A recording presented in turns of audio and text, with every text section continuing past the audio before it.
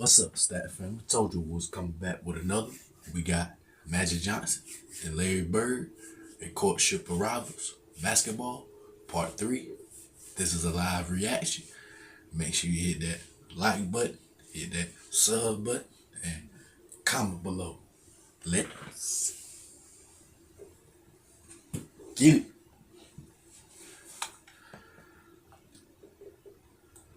Y'all know I'll be excited and ready.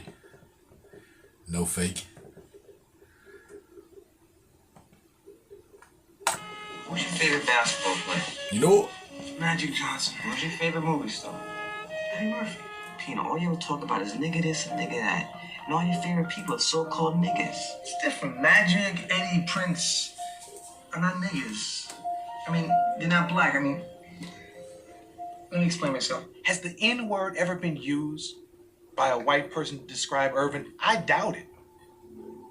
But as Magic enjoyed his image as a crossover star, it was Bird, the one-time great white hope, who had further emerged as the polarizing racial figure, due in part to that era's increasingly conservative political climate. The rolling back institutionally of the achievements of the civil rights movement were going on apace from about 1975 on. But the triumph of the movement that rolled it back took place in the 1980s. And I think there was people who were very aware in the black community of what was going on. And I think there was a lot of sublimated frustration. And I think one of the ways it got sublimated was into basketball. And I think Larry, through no fault of his own, was the receptacle within which the lingering resentments somehow flowed. And after Bird led the Celtics to the championship in 1986, his third in the pros, winning his third straight MVP award in the process, the resentment grew. I always felt that the press was biased in favor of Larry Bird. It always felt to me like they were gonna make Larry the hero.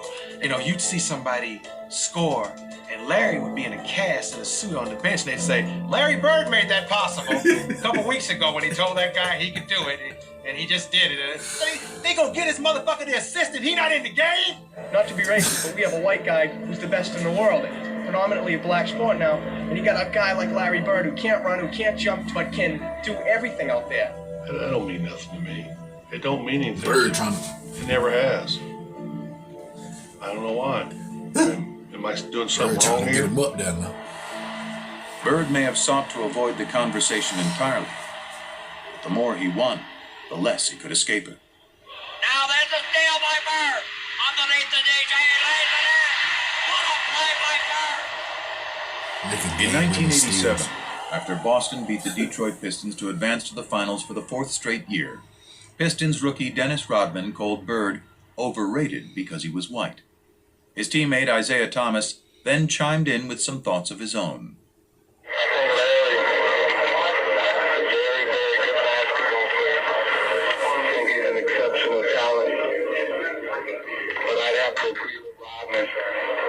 If he was black, he'd be just another good guy. I can remember in the locker room, I think it was Jack McMullen came up to me and said, Isaiah just said, boom, boom, boom, boom. And I go, so? He didn't care. He didn't care. Everybody else around him cared very deeply in the days and weeks as it turned out ahead. I understand, Bird. I understand. The media made it out like it was something. But it didn't matter to me what Isaiah or Dennis Rodman said. And it still don't. It has no bearing on what I do in my life. He doesn't see race. He really doesn't. And he could have. This guy grew up poor, white, in southern Indiana. Southern Indiana, the home, by the way, of the modern Ku Klux Klan. How he managed not to be affected by the cultural milieu that he grew up in is, I think, a miracle. To me, it's inexplicable. When I was in about 6th or 7th grade, I couldn't wait till school to be over because I knew over on the courts, the waiters from the hotel would be over there. They were black, older, and they let me play. You know, I always looked at that as I got an opportunity to play against a black man, and they treated me good. I couldn't wait to play against the best, and at that time, they were the best. Real legend. And in 1987, as Bird vied with Magic to be the best, The flap over Isaiah Thomas's racially fueled remarks forced Bird to address his least favorite topic at the worst possible time. I had to go to a press conference when I was in LA trying to get ready to play the Lakers and tell people I didn't care. This don't bother me. The main thing is if the statements or whatever was said doesn't bother me, I don't think it should bother any of us. From playing all year trying to get back to the finals and play against Magic, this was a distraction. Bird was facing off against Magic for the third time in 4 years. And if their relationship had softened, the determination to beat each other had not. As Game 4 proved, the level of competition between them was higher than ever. Bird played awesome down the stretch of that game. Trailing 2-1 in the series, the Celtics were down by 1 point in the final minute of the game. But Larry Bird wouldn't be easily vanquished. Open his aim. Bird goes for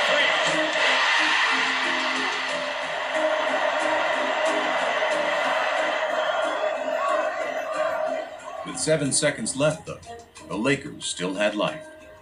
3 years earlier in the '84 finals, Magic had flubbed a similar situation. But this was a different Magic, one with a whole new bag of tricks.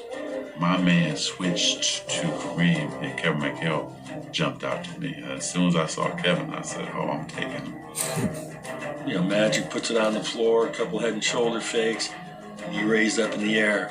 And there was nobody that was going to get that shot. Cold.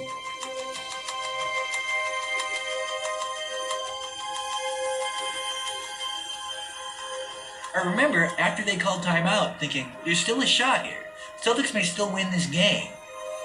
Well, they set up a great play. Bird walked Worthy all the way up, forced the denial all the way up. We've done it before. Clear everybody out, go to the ball, break to the corner. That was a smart play, too. He caught it here, and as he caught it, all he had to do was turn. He just turned, and he just let this thing go. Knockdown. Bird fires it. Let's go home. Got a wide open look, couldn't believe it. And I'm standing right there. It is straight as an arrow. Dead on. And the Lakers have won. We were lucky because it was right on line. He He definitely looked got a at good me look. like, how did you ever leave me that wide open? You gotta be kidding me.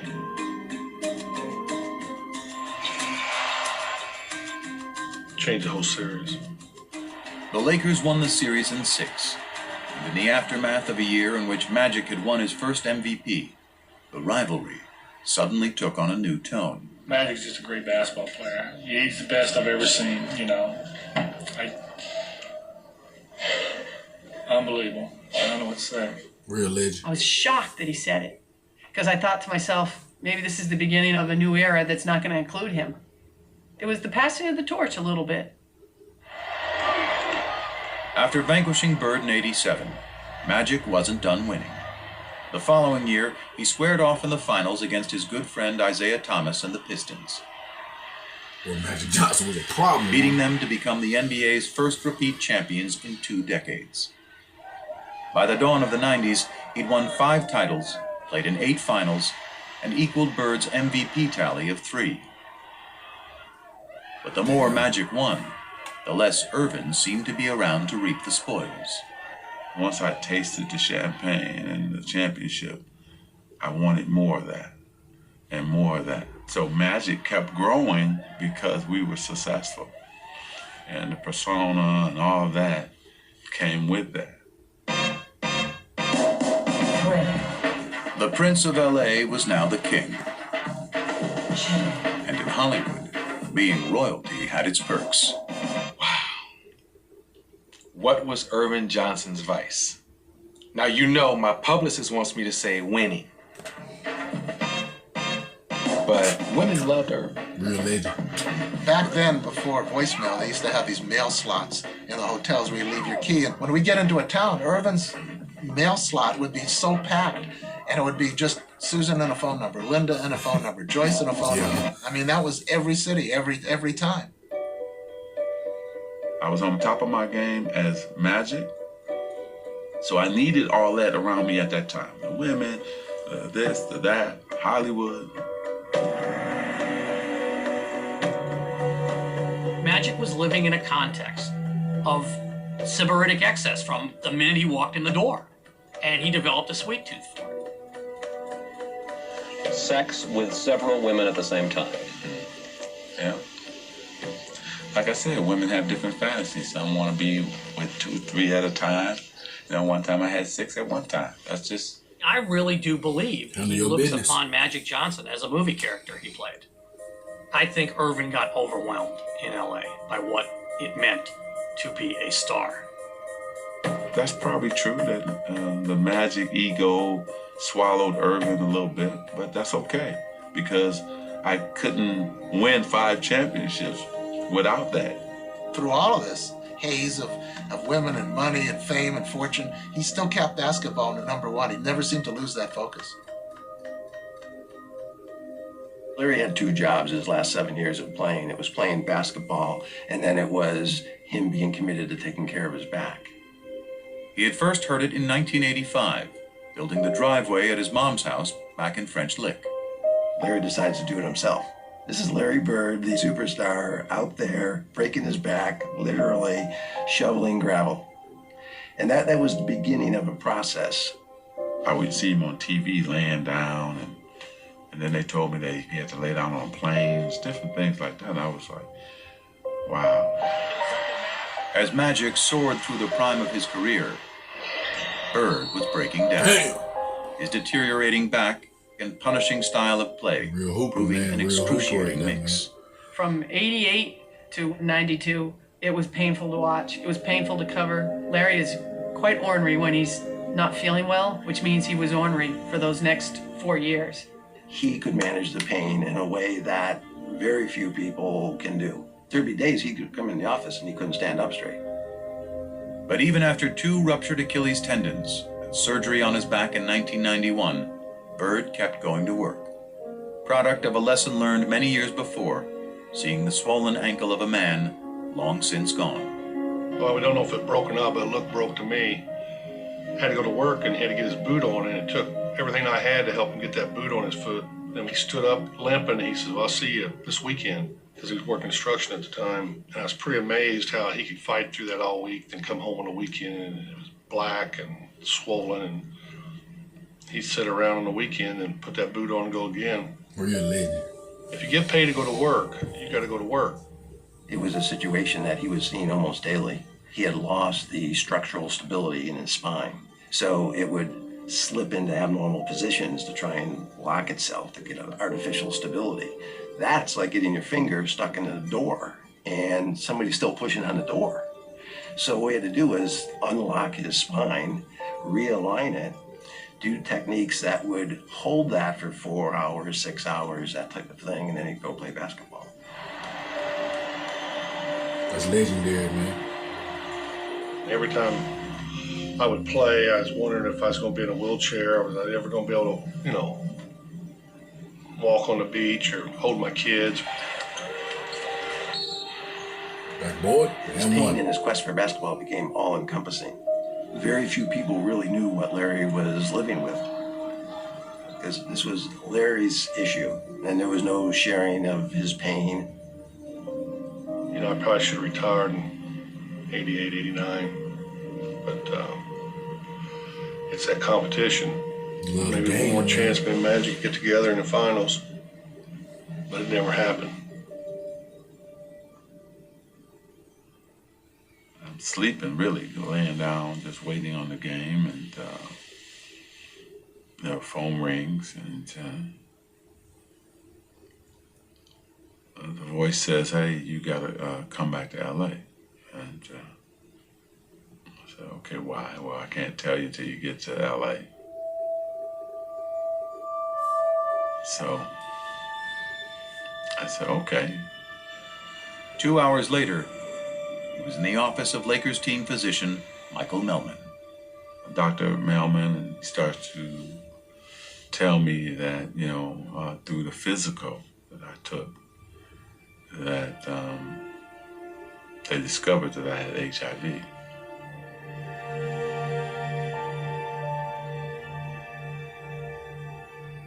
First time ever in my life. I'm such a control freak, right? And do things the right way. I'm out of control.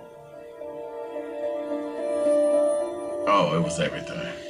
How is it possible? What happened? How did it happen to me? And my mind is racing, you know, and then you're just devastated. Further complicating things, Magic had gotten married just 2 months earlier, and he feared the worst for his new bride, Cookie, who was pregnant with their first child. I don't know what's going to happen with my wife and my baby. I don't know what's going to happen to me. I don't have control of the situation, and I was lost just for that next 2 or 3 weeks. And after Magic learned neither his wife nor his unborn child were infected, he began revealing the news to his inner circle. The phone rang, and it was Magic's agent, Lon Rosen. And he said, Irvin's looking for you, call him. And I said, I'll call him when I get to Paramount. And he says, call him now. I said, Lon, I'll call him when I get to Paramount. I'll be there in 20 minutes. And he said, you got to call him now. Irvin's HIV positive. I remember I was sitting on the bed. I remember standing up at that point. And I said, how is that possible? I'm thinking Irvin's gonna get skinny and die. I mean, literally, that's what I thought. Irvin's gonna get skinny and die. The first person I thought of was Larry. I wonder what Larry thinks.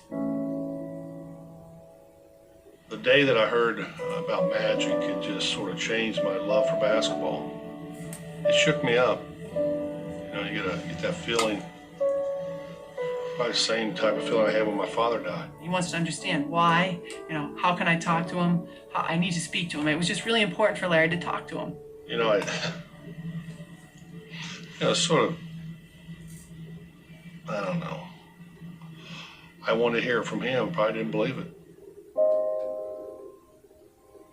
Called me, and we're talking, you know, it's just, how you doing? I heard about it, and you can almost hear both of us with some tears in our eyes. And I'm choked up because he did call me. And, that's legendary. You know, real legend. Something happens.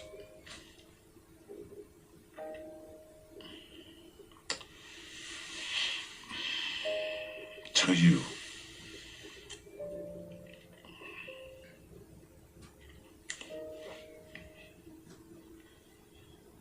And then you find out who really your friends are and people who really care about you.